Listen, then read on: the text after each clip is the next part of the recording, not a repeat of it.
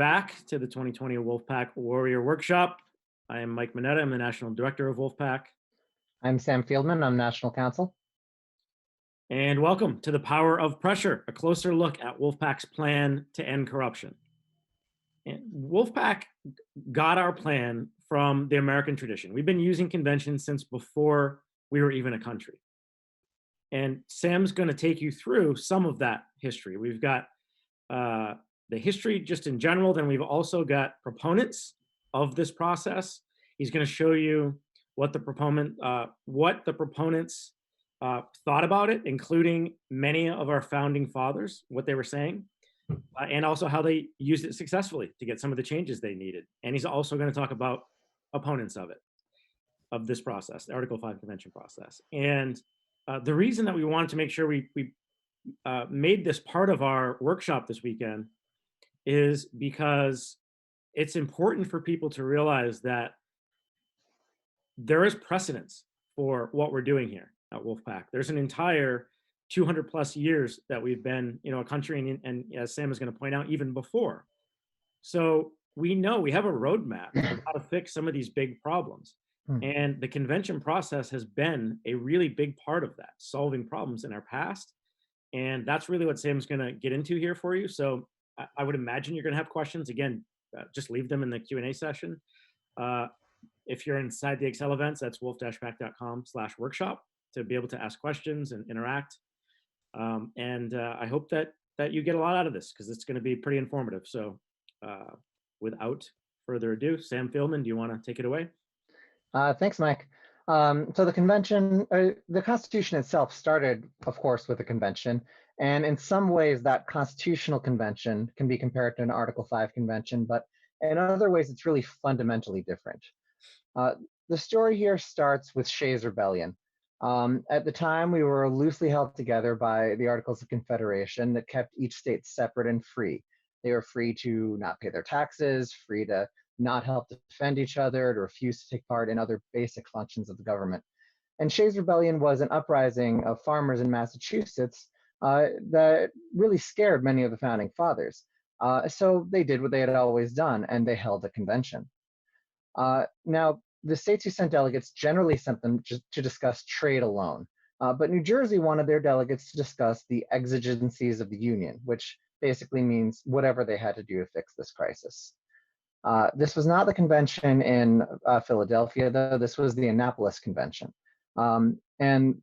What the convention called to discuss trade, and most of the delegates there specifically limited only to that subject, they didn't have the authority to discuss these big ideas that New Jersey was bringing to the table. So Alexander Hamilton wrote a report in Annapolis that called for a new convention, this time in Philadelphia, to explore the exigencies of the Union. And then Congress and all of the states put that very similar language to that in their calls to send delegates there with that extraordinary power. Now, there were plenty of opponents to this whole idea. And under the Articles of Confederation, the states were really free to pull out and join a new government anytime they wanted. And they kind of liked that. It's also, however, what allowed them to decide on a new constitution in the first place. They were free to do as they pleased with this new document. But there were a lot of disagreements over it. The small states didn't want the big states to dominate a union that had a more powerful federal government. And at the same time, the big states didn't want the small states to control the federal government with more senators per person. And that's something that, under the new Constitution, couldn't even be changed by an amendment. So then we move on to Hamilton at the Constitutional Convention. I was chosen for the Constitutional Convention. When they were at the Constitutional Convention and they drafted a new constitution, there were, of course, many compromises, but there were also certain bedrock principles as well. The first of these was the idea of checks and balances. By giving independent parts of the government each a role in some of its fundamental processes, protections were created that even the founders themselves had not thought of at the time. As early as the first draft, James Madison's Virginia plan, there was already a call to be able to amend the Constitution without having to go through Congress. And in the end, they put a check on this process by giving Congress its own path. The path through the states actually came first. The congressional path was the the second, the other way to amend. And they also gave Congress one of several checks. Actually, they gave Congress two of many checks over the convention itself. And ultimately, one of the key features of this new constitution was codifying that convention process. Under the Articles of Confederation, there actually was no convention process. It was just an informal meeting that had no authority to do anything at all. All they could do was make a recommendation to Congress, and that's all they did.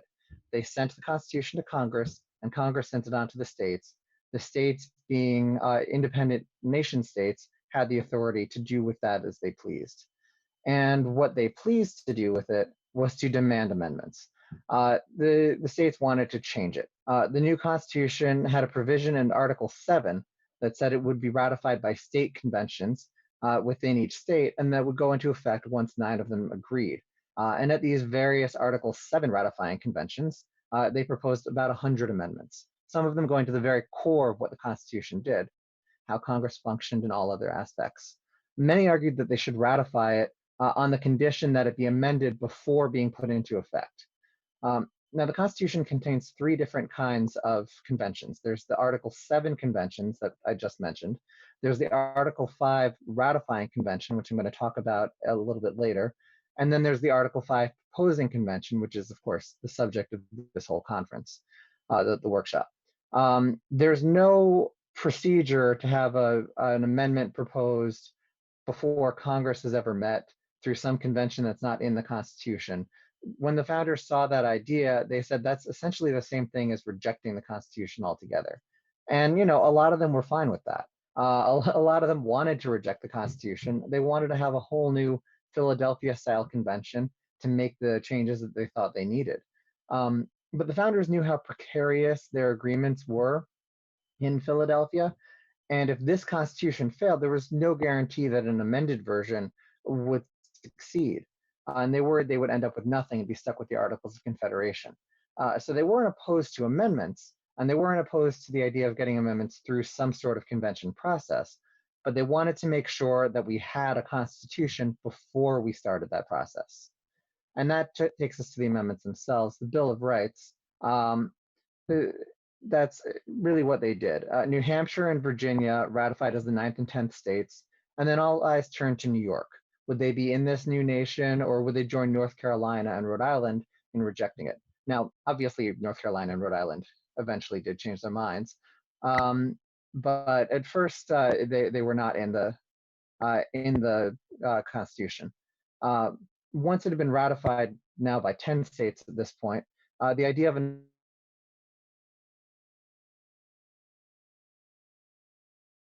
another Philadelphia-style convention was, instead, they came up with the idea of using the newly created Article 5 process.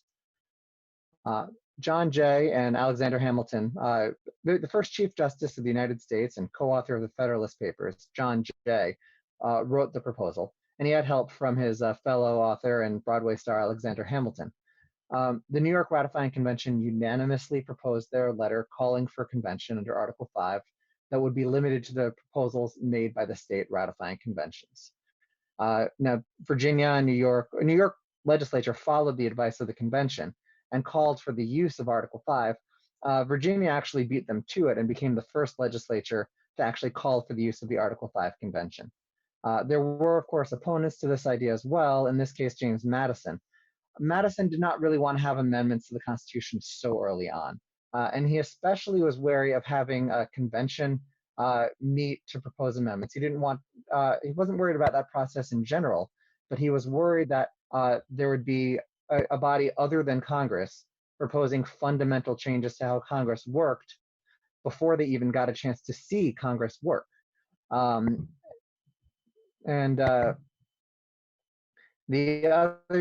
other states had various reactions. The other states had various reactions. Some rejected the idea because it was too broad. Well, it was limited to the amendments proposed in the states. Like I said, there were about 100 of them.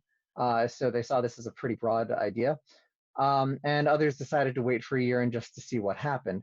But with only New York and Virginia, since there were so few states at the time, that was already 25% of what we needed to get the convention called. So Hamilton argued that the, quote, rage for amendments, as he put it, should not be met with hostility, but rather that Madison should just propose the amendment himself. And that's in fact what Madison did when he wrote the Bill of Rights. Look back at the Bill of Rights, which I wrote. 1, 2, 3, 4, 5, 6, 7, 8, 9. Welcome, folks, to the Adams administration. Sit down, John, you fat mother. This is the part where they really start fighting. The Alien and Sedition Acts were a notorious restriction on speech and press, and Madison, was being the author of the First Amendment, was not exactly thrilled with this idea. He called for the use of all legal tools, including specifically the Article 5 proposing convention, to get what he called a, quote, explanatory amendment to tell them that they were getting things wrong. Now, Alexander Hamilton accused Madison of calling for the power of states to nullify federal laws. Madison actually had to write a whole second report just to clarify that that is not what he was talking about.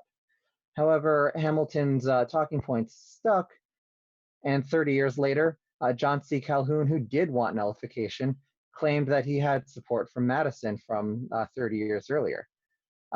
Madison, however, lived for a very long time, and he was still around, and he had to write a third report clarifying that no, he did not support nullification. He supported the use of an Article 5 convention when you need changes to what Congress has done or what the Supreme Court has done. And behind the scenes, he worked with South Carolina to propose a nullification convention call, not because he supported nullification, but because he knew that this process cannot be successfully used to get an amendment that is not popular. And nullification indeed was not popular. Between 1 and 3 states ended up calling for that convention, depending on how you count, and the rest just ignored it, killing the idea. It continued to be used throughout the 19th century. Abraham Lincoln supported an effort to use the convention process to help avoid the Civil War. And after the war, when the 13th Amendment to end slavery stalled in the House, the state of Oregon called for the use of an Article 5 convention to propose that amendment if the House refused. Now, in this case, it was really too little too late. Obviously, the Civil War was not avoided. The proposal that was made after states had already started seceding, and it was a pretty bad proposal that would have solidified slavery into the Constitution. And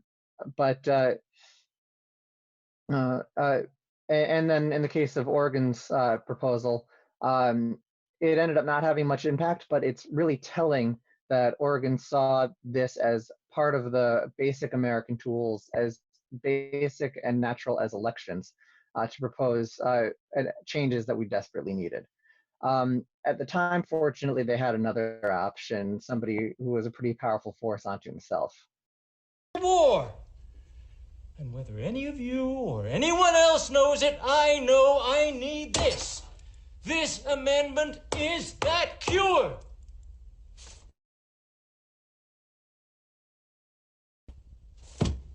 We're stepped out upon the world stage now, with the fate of human dignity in our hands. Blood's been spilt to afford us this moment, now. All right, Mike, you wanna? Mike, you there?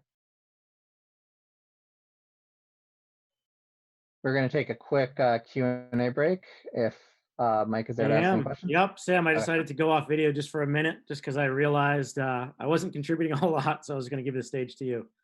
Okay. But yeah, let's stop for a second, take some question and answers. If you have any, make sure to put them in the Q&A section of the Excel Events platform, or you can email community@Wolfpack, and we will get them answered. So we're going to do 2 additional Q&As here. So if there's any questions just on this, what we've done so far, I'm happy to take them. We have one question. It's a little bit general, not necessarily specific to this, but I'll ask it anyway. It's from Justin the Viking in Ohio. How often do state legislators know this much about the history, and which elements of this information is the most helpful for us to be able to pitch them if we only have limited time? I find what's most helpful is usually something that's state specific. And I can help you and I've done this for a number of different states, help you find things that are state specific that can give you pride in your state. I've done another talk where I go through a whole bunch of state specific examples. This one I've got just a few. But there are many different, there's more to know. There's so much to know that there's going to be things that I'm bringing up later on that I didn't know 2 weeks ago. And I've been studying this for years. So know what helps you understand how to talk to legislators, and what's most relevant to them is going to depend on who you're talking to, and generally the state specific stuff is the most helpful. Cool. Okay, well, that's it for now, Sam. Okay. Mike, do you want to talk about direct election of senators? I do, yeah. I mentioned this last night, and you know, the important thing here is, like I said at the very beginning, to know that, you know, when we're trying to address this problem of corruption, there's a roadmap, and we don't have to just start from scratch, right? We can look back throughout our own history and try to understand, you know, what have people in this country done before to try to solve these kinds of big issues. And this one we use a lot in our trainings, and I've been in a lot of legislative meetings at this point, and I think it's the most parallel situation to what we have today. And it's because, you know, back in the early 1900s, late 1800s, early 1900s, the US senators in this country were appointed by state legislatures. They were not elected by the people. And it got to be just very overt corruption and bags of cash left at state houses in some cases. And the Senate was known as the Millionaires Club. And the people just didn't like it, right? They saw this as very, very overt corruption, and they did everything they could to correct it. They used every tool they had. They did petitions, they did protests, they did ballot referendums, they did local legislation, they did state level legislation, they passed resolutions asking Congress to propose an amendment on this specific topic of the direct election of senators, and it was all important. But it really wasn't until the states came in one by one and started applying for a convention under Article 5 for that one specific topic. So one by one, Nebraska was the very first state. They called for a convention on the direct election of senators. Well, they were going to hold the convention if Congress wasn't going to propose it. And they got all the way to just one state shy of the 2/3 needed to force that convention. And Congress finally proposed the amendment out to the people, and it was ratified. So Thanks. There's a lot of parallels here, and that's important for us to know as we move forward, that there's historical precedents. So go for it, Sam. Thank you. Yeah, just to add a couple of points to that. The Oregon plan specifically was to call for elections, non-binding elections, that would be a political tool to force the state to appoint senators that the people actually wanted. And while Nebraska was the first state to use the Article 5 convention process, and this was just 28 years after the one that I mentioned before, and there were a couple others in between, this really is a continuous process throughout our history. There was no time when we just stopped doing it entirely. It didn't really take off until Pennsylvania in 1901 actually got an organized group together to push this around the country. That's when convention calls started passing, quite a few in 1901, quite a few in the next few years, and then we got to 31 within about a decade. But, you know, of course, the Senate was very much opposed to all of this. And the House had passed the amendment many times over the decades leading up to this, but the Senate didn't want to change the system that got themselves into office, and they were highly reluctant, even though it was an enormously popular idea. But what the Senate really wanted to avoid was not being the ones to write the amendment themselves. It's important to note that when Congress feels pressure, like Jeff was talking about earlier, from the states, it's because Congress doesn't want the states to get to write the amendment. They don't want to lose that power for themselves. They want to be able to write the amendment themselves. And at this point, with 31 states, and now thanks to other activism that went along with the convention path, like the Oregon Plan, we had a Senate that was more amenable to this change, and they were feeling the pressure from the states, and all of that worked together to get the Senate to finally vote to change how the Senate got elected.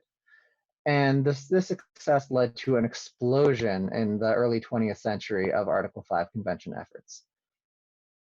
First out of the box was anti-polygamy. There was a small group in Utah that had at this point still been practicing polygamy. The picture you're seeing there is in Utah. Once they started getting a couple of dozen calls for an Article 5 convention to end polygamy, along with pressure through other means, Utah changed their laws as a condition of entering the union and becoming a state. Then there was repeal of prohibition. They saw the success that they were having with anti-polygamy, and the success that they were having with the direct election of senators, and they kind of wanted to piggyback on that. And they were worried at the time that Congress would not vote to repeal an amendment that they had just passed not that long before. But unfortunately, when I say they wanted to piggyback on that, what I mean is they were trying to combine their own convention calls with the ones from anti-polygamy and the ones from direct election of senators. Congress got a legal opinion from the New York State Bar Association that said you just can't do that. And based on that opinion, they just completely ignored that effort. It was also at this time that you saw the first organized anti-convention efforts. It was by the Anti-Saloon League, who of course didn't want a repeal of prohibition. And they were the first ones to use the phrase runaway convention in a real organized effort. And it was as a method of combating this poorly thought through strategy that really made it easy to look like the convention was trying to run away. Fortunately, that method is not legal. They did, however, get their conventions for ratification. The picture you're seeing there is not of the Utah State Legislature. It's actually of the Utah Article 5 Ratification Convention, the one that ratified the 21st Amendment. And it was a big deal at the time. That was the last state to put repeal of prohibition over the top. So they basically live streamed the event, by which I mean they had nationwide live public radio. And in 1935, that was a really big undertaking and not easy to do. There were some who questioned how an Article 5 ratification convention at the time would even work. We'd never had one in, up to that point, 150 years of our country's history. There were no rules written into the Constitution about how it would work, but the state legislatures were not confused about that. By that point, they had over 200 state-level conventions, and they really knew how it worked. In Arizona, for example, they came up with a rule that made doing anything other than what the voters called on their delegates to do not only illegal, but actually completely impossible. That same scheme was used more recently by the Electoral College, and it was upheld just this past July unanimously by the Supreme Court. The next effort that we're going to talk about is anti-apportionment. As both sides got more and more organized, Article 5 ended up getting more and more partisan. And this was an enormous error that was really doomed to failure. The anti-apportionment effort is the best example. The Supreme Court issued a ruling that forced states to reapportion their state senates, by which I mean they would redraw the district lines so that each senator would have about the same number of constituents within a state, each state senator. They refer to this as the one person, one vote standard. Senator Everett Dirksen in the Senate was very much opposed to this idea, and he adopted a strategy of trying to get an amendment through the United States Senate. Meanwhile, at the same time, he had allies in the states, a series of groups that he had been working with, who were trying to use the amendment process through the Article 5 convention. Now, the effort at the state level was funded mostly by big oil, although big tobacco and big auto also funded quite a bit of it. The real grassroots supporters were few and far between. It was really what we call today an astroturf effort. And the opponents were spreading fear about the process. Notably, Senator Birch Bayh in his office, there had actually been, even a couple of years before this started, a meeting to discuss amendments, an amendment like this and two others, in which scholar Charles Black Jr. First put forward some of these opposition ideas. The Senator, Professor Black was a professor of civil rights law. He was not an expert on the Article 5 convention, and he did not publish any peer-reviewed articles on it. Instead, what he did was he wrote a political letter, a letter to Congress. This letter was published in a law journal, but it was never presented as legal research. However, it's very hard for a lot of people to tell the difference, and it was used as though it was the same as legal research, even though it was always clearly presented as a political letter. That ended up being very influential on the views of many people in Congress. And then it was also around this time that a number of groups, the AFL-CIO, the ACLU, and the League of Women Voters, all of whom very much opposed the efforts to get this amendment because they genuinely and quite reasonably saw it as an attack on civil rights and as an attack on democracy. And when that's your view, and you have people telling you, people who you respect for good reason, are telling you that that not only is what they're trying to do something that you oppose, but that the tactics are something that you oppose as well, it's very easy to believe that and become entrenched in that view. And it probably did not help that the proponents were pretty much saying the same thing. The main ally group that worked with Senator Dirksen was trying to use the idea of a prodding effect to force Congress to pass the amendment themselves. He didn't really want to get a convention. He thought of it solely as a tool for a prod. But here's the thing, as we've seen in the past efforts, Congress responds to the prodding effect because they don't want the power taken away from them, not because they have any qualms about losing democracy. They've never really cared about that. And indeed, none of us should actually be worried about that, because all of the peer-reviewed research, which we're going to get into more in a minute, says that it completely debunks that idea. But with people on both sides trying to claim that that was a problem, it spread throughout Congress with nobody to back it up on the other side. And with that, we're going to go to another Q&A. Mike, are there any more questions about this at this point? Yep. There are a few more. I love that point, though, by the way, you just made, Sam. It's one of my favorites.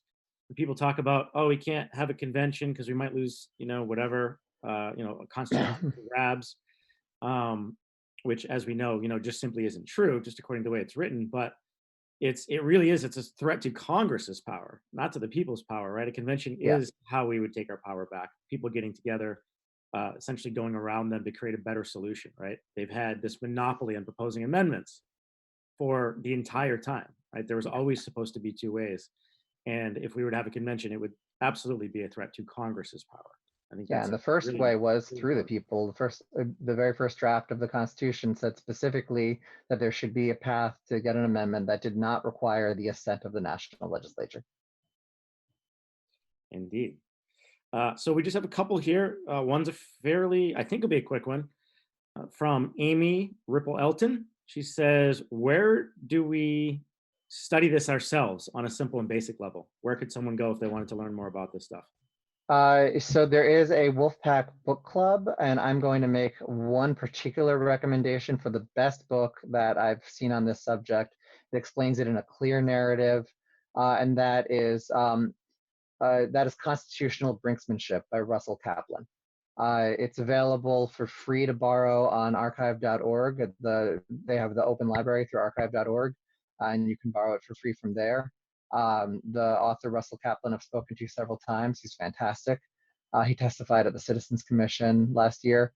And it presents a wonderful, clear narrative. There's other books.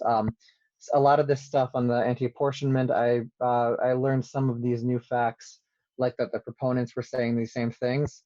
That's what I just learned recently from a book called, what's it called? I feel badly because I just spoke to the author of the book, but I can't remember the title.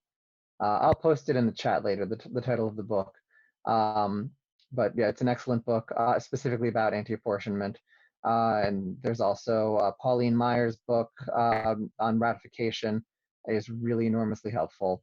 But if you're going to read just one, the easiest read, the most fun read, he actually manages to make it a fun read, and the simplest to understand for the most information is definitely Constitutional Brinksmanship. Okay. All right. Thanks, Sam. Do you want to do one more? How are you doing on time? What time is it? We can do one more. 2:40. Okay. This comes from Greg Blonder. Sam, when you look at the history of Article 5 conventions, are they ever called without the pressure of public demonstrations? I would imagine he means other movements, right? Obviously, we haven't had one under Article 5. So when we get close, you know, do people, he specifically, he says, if people aren't waking up in the morning mad about this issue, in our case, you know, big money in politics, Citizens United, et cetera, is that needed? So, is that anger a predicate to a convention? So there's a number of different ways that Congress can be prodded, and there always seems to be at least two prods. There's usually something that's been simmering and then something more acute.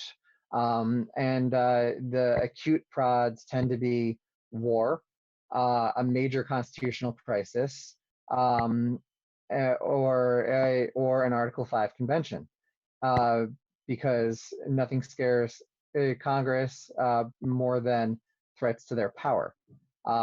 So if we're going to look at trying to have a prod that actually gets Congress to act, well, I like one of those a lot better than the other two. One of them is only scary to Congress. The others are a lot more scary to everybody else. To mankind. Yeah, good point. All right, thanks, Sam. The next movement came right on the heels of anti-apportionment. We're going to get into the modern era with this. That was the balanced budget effort pushed at the time by the National Taxpayers Union. They were much more organized, and this time they had real research that was starting to be written. There was the American Bar Association wrote a report by a large group of very esteemed scholars who spent several years specifically studying this process, and they debunked all of the opposition talking points that had been used up until that point. There were then 3 Department of Justice reports, 2 written under Carter's Department of Justice, 1 written under Reagan's Department of Justice that all said the same thing. The Congressional Research Service said the same thing, as well as many, many other scholars. And in fact, you can see one of the scholars who was very notable at the time talking about it right here. That the Congress tomorrow might pass a law abolishing Social Security as of the next day, or eliminating Christmas. Sure, such things are possible, remotely possible. I don't have any fear that such proposals as extreme as he's talking about would come out of the Constitutional Convention. What's the alternative? The alternative is continuing with a system that provides no means of obtaining a constitutional amendment except through the kindness of the Congress, which has demonstrated that it does not want to have any other way to get a constitutional amendment. I could very easily make a 20-minute cut at least of Scalia saying glowing things about the Article 5 convention process, but I had to limit it to about a minute here. Now, they did not end up getting a balanced budget amendment, as you all know, but they did end up getting the Graham-Rudman-Hollings Act, as well as several other measures that were at least an attempt to rein in the deficit. Obviously, it didn't work in the end. There was some success. The budget we did balance the budget for a bit in the 1990s, and this was certainly a part of that. But what it shows is that by taking the convention process seriously and not spreading these false talking points, they were able to actually make progress and use the prodding effect in the way that it was supposed to be used. And it helped a lot that they had bipartisan support at the time. The picture there is on the right, Ronald Reagan, who was, of course, governor of California, and next to him is the following governor of California, Jerry Brown. What the two of them had in common at this time in about 1979, and they were both in favor of the use of the Article 5 convention to get a balanced budget amendment, and they were both planning to run for president in 1980. Before Ted Kennedy entered the race, Governor Brown was seen as the main challenger to Jimmy Carter's primary in 1980. And on the other side of the country in Washington, Democrats absolutely freaked out. Birch Bayh was still the chair of the Senate subcommittee on the Constitution, and his office sent out a flurry of memos trying to figure out how to respond. In one memo, which I dug up from the National Archives, you can see that they made 6 proposals here, and they went on to do 3 of them. First, in November, they held hearings with the aim of demonstrating the risks of calling a convention. Then they also tried, already by February, they had began coordinating behind-the-scenes campaign to quell state legislatures from urging Congress to call a convention, and they did number 6. Now, there was bipartisan fear-mongering on this process here. Despite the partisan origins, this group that formed, called Citizens to Protect the Constitution, the group itself was not partisan. It was run by Linda Riders Kingsbury, who was Birch Bayh's chief of staff, and she recruited groups across the political spectrum, the ACLU and League of Women Voters, who had, of course, been in the previous fight on anti-apportionment, and they were joined by Common Cause on the left. On the right, they worked with the Eagle Forum, direct off their fight to get rid of the Equal Rights Amendment, as well as the right-wing conspiracy theory group, the John Birch Society. Now, this group, Citizens to Protect the Constitution, they were spreading a lot of these talking points that had been used before. They did not really do a lot in their own name. They mostly went through these groups, but you can see the influence. If you look at letters that are in the National Archives, you can see how they influenced these groups by taking scholars out of context. Lawrence Tribe, for example, was on their board of advisors. And if you read what Tribe actually said at the time, he opposed the use of the convention process specifically for the balanced budget. And he had some open questions that about how that would work. But he did not say, as they had said, that he actually opposed ever using an Article 5 convention. When I asked him about it, he actually didn't even remember this group ever existing. So while they listed him on their board of advisors, I think the term board of advisors may have been a little loose in their language. If you want to hear what Trav has to say about it in his own words, you can hear him talking about it in 2011. Now, does that lead me to think we should never have another Article 5 convention? No, I agree very much with Nick. There's a first time for everything. And I do believe that there may be certain kinds of systemic breakdowns where a large majority of the people of the United States want something to happen. For example, and I take this just as an example, they want to limit the ability of amassed corporate wealth to dominate American politics. But it may be the case that the very things that make us want to change the influence of corporate money on politics will make it essentially inconceivable that Congress would propose that amendment to the states. Now, if we get that kind of lockdown, then I think we're at least in the territory where there's perhaps a plausible systemic case for a limited purpose convention, assuming enough people can be convinced that it could be limited. I would also object very much to someone who said that because I don't know the answers to all of the questions about an Article 5 convention, I would oppose ever having one. And that's why I've made very clear that I don't take that view. What actually ended up killing the balanced budget amendment in the end was partisan support. Ronald Reagan, once he took office and he supported the idea, a lot of the Democrats kind of saw it as more partisan and stopped supporting it. It became associated more with the right wing, just as anti-apportionment had been associated with Republicans previously. In the case of anti-apportionment, they found they lost a lot of their Republican supporters once the reapportionment happened, and a lot of the Republicans discovered that Republicans in the suburbs were gaining seats just as much as Democrats in the cities. In the case of, so it became more bipartisan opposition to that at that time. In the case of the Balanced Budget Amendment, it's kind of remained partisan ever since the 1980s, which is why the amendment effort peaked in 1983 with 32 convention calls, and the modern effort has never gotten back to that place where they were 4 decades ago. Which brings us into the modern era of conventions. With those two efforts back to back, the whole process, instead of just the policies that it was being used for, were seen by many as more right-wing. And it started to get used a little less in the 1990s. The only major use of it was certainly nonpartisan in the 1990s, though, and that was for congressional term limits. It was supported by, among others, Professor Ronald Rotunda, who is one of the top legal scholars, top constitutional scholars of the last 50 years, the top scholars of the second half of the 20th century.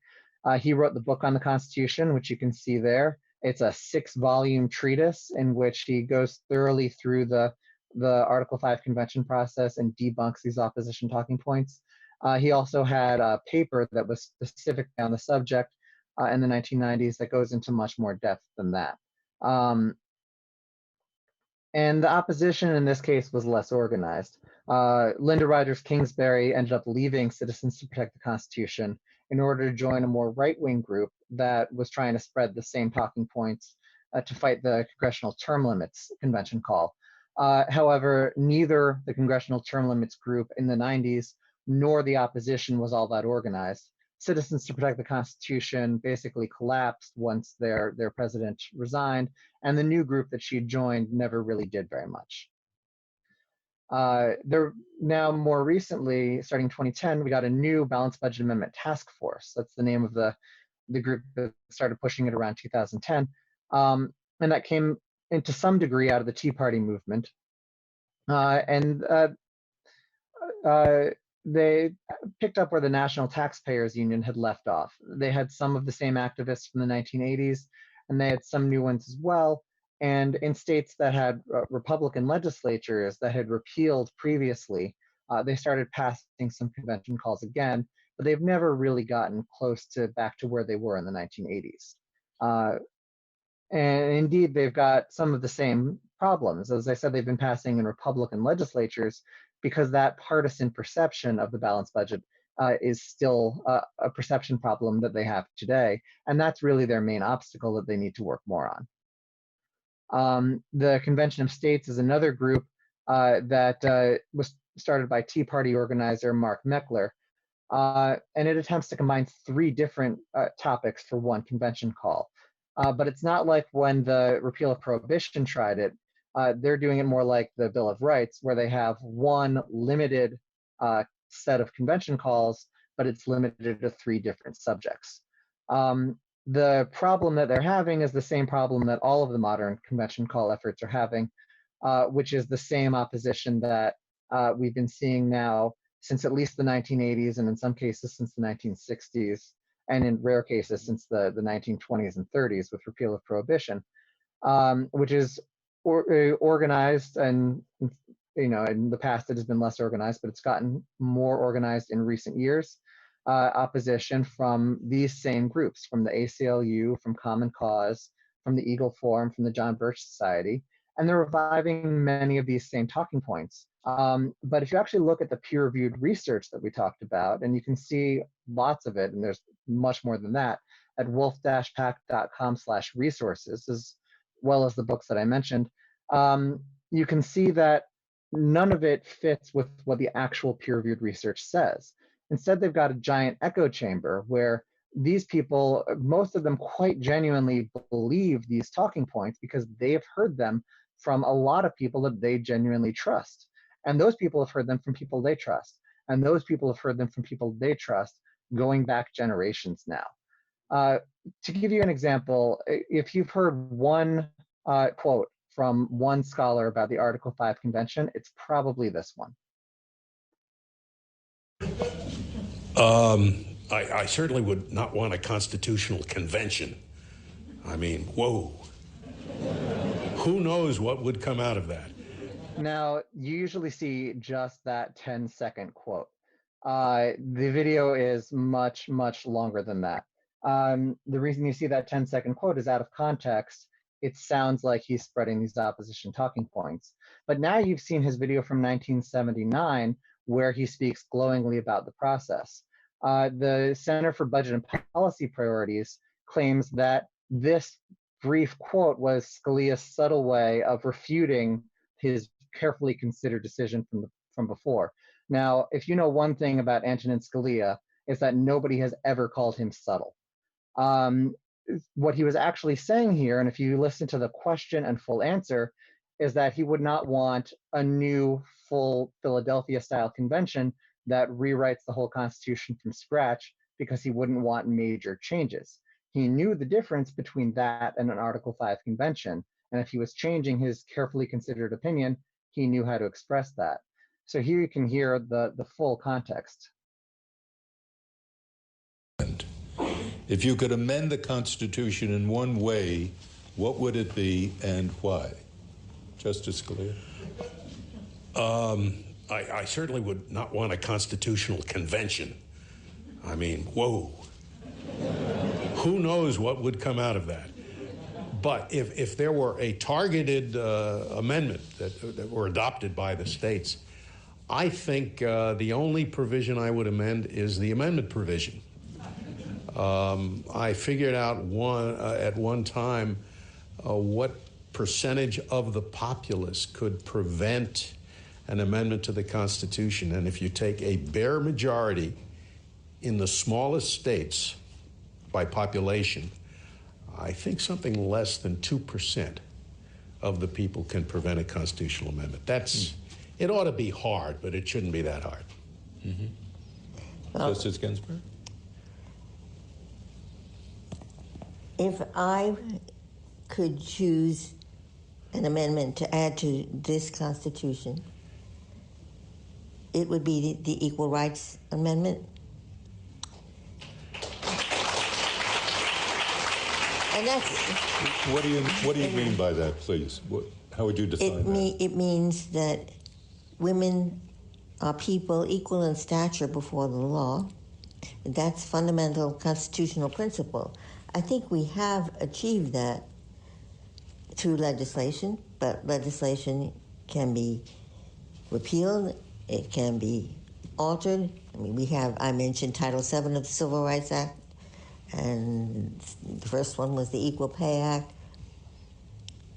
But that principle belongs in our Constitution.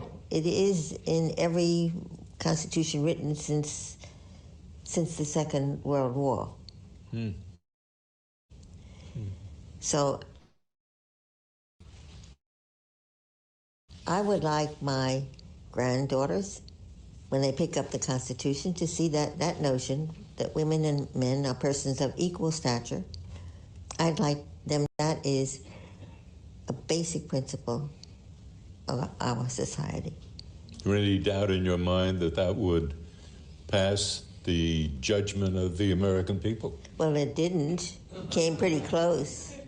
And I think that's an illustration of how powerfully hard it is to get an amendment. Yeah. You don't want me to comment on that, do you? No, I don't want you to comment. Just play the Scalia video because that's what the opposition talks about. It felt appropriate at the moment to also let Justice Ginsburg say her piece. And what should be notable about this is the two of them disagreed on just about everything. They both agreed that the ratification process is so enormously hard that it's difficult for even amendments that are popular, like the Equal Rights Amendment certainly was and still is, to be ratified by 38 states. That's why Justice Scalia had no problems with using the Article 5 convention process. Justice Ginsburg never commented on it, but certainly she shared that sentiment about the difficulties of the ratification process as well. And it's also telling that although they were absolutely diametrically opposed on the law and their policies, they were also fantastic friends and very close. All right, thank you, Sam. That just about does it. Right on the hour. Thank you. Perfect. Very informative. I wish we had time for questions, but we don't. There's some good ones in there. But again, I've told you before, there's a question and answer session on Sunday, tomorrow at 1 p.m. Eastern. So if there are questions that you still have, we're going to try to pick all those up tomorrow and get them answered. If you have a question you want to ask on video, just email us community@wolf-pack, wolf-pack.com, and we'll try to get you on a video tomorrow as well. So that's it. We're going to take just a quick break. Thank you, Sam, for all that information. Thank you. And we will be right back.